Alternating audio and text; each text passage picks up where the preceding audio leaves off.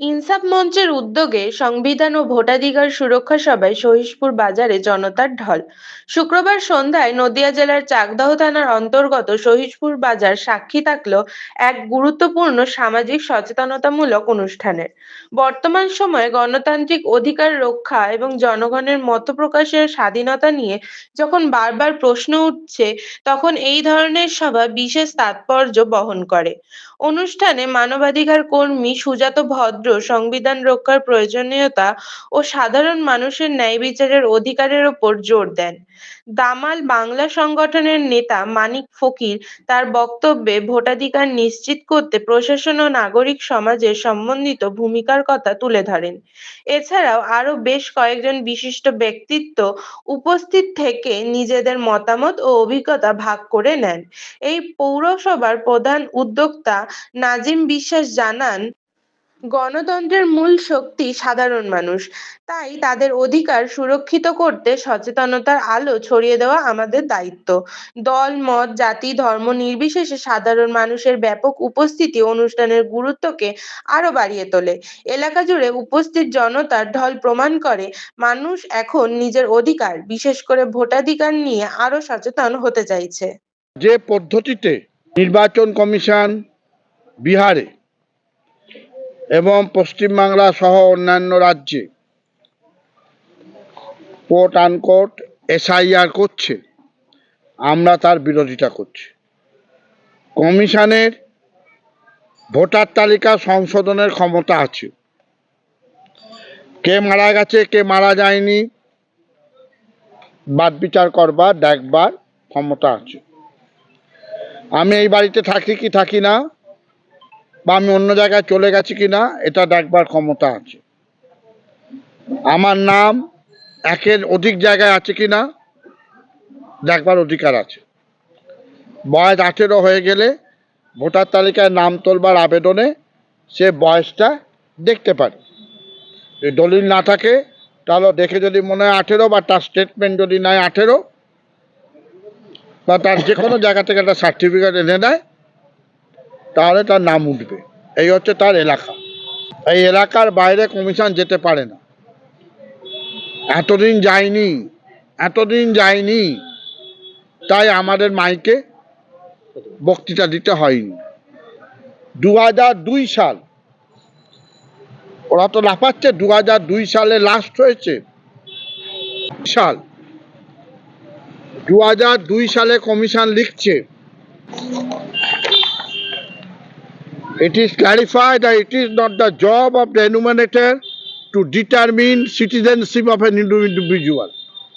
একটা নাগরিকের নাগরিকত্ব যাচাই করার কোনো ক্ষমতা ইলেকশন কমিশনের নেই, 2002 সালে লিখছে।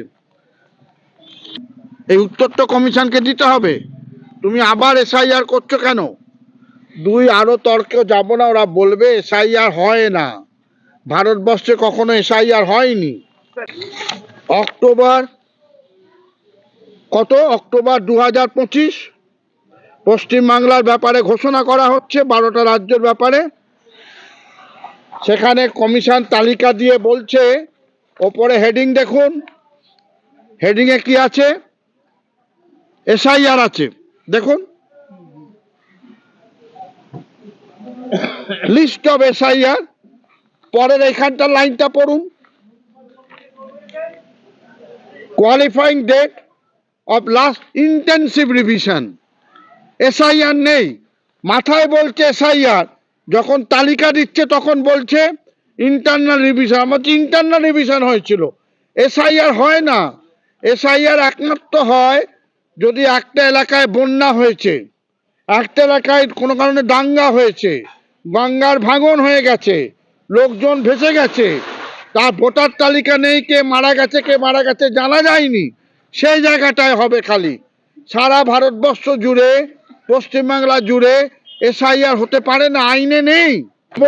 9 ডিসেম্বরের সঙ্গে সঙ্গে গোটা বাংলাটা অন্ধকার হয়ে যাবে।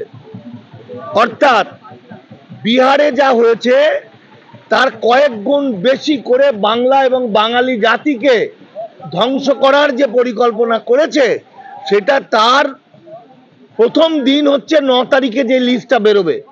SIR এটা টোটালি অসাংবিধানিক। এটা ভারতবর্ষ, এটা 2025 সাল। আপনারা একটু ভেবে দেখুন, 1925 সালে RSS ঠিক করে যে 2025-এ হিন্দু রাষ্ট্র করব। হিন্দু রাষ্ট্র মানে বর্ণ হিন্দু পরিচালিত রাষ্ট্র ব্যবস্থা, সেখানে দাস ব্যবস্থা চালু হবে। 5ই ডিসেম্বরের পর রাজ্যের প্রায় সমস্ত ওয়াকফ সম্পত্তি কেন্দ্রের হয়ে যাবে। মসজিদ, মাজার, মক্তব, মাদ্রাসা, গোরস্থান আর 2-4 বছর পরে কবর দেওয়া যাবে না।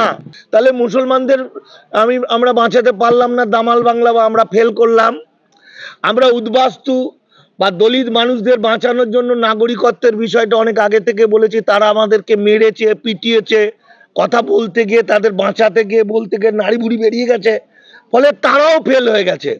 আলটিমেটলি দাস ব্যবস্থা চালু হচ্ছে, বন্ডেড লেবার, অর্থাৎ কোটি কোটি মানুষের, আমার হিসাবে, লোকে গালাগালি দেবে আমাকে, 4.5 কোটি, আমার হিসাবে মিলিয়ে নেবেন, 4.5 কোটি মানুষের ভোটার কার্ড, প্যান কার্ড, আধার কার্ড, পাসপোর্ট না থাকলে কি হতে পারে?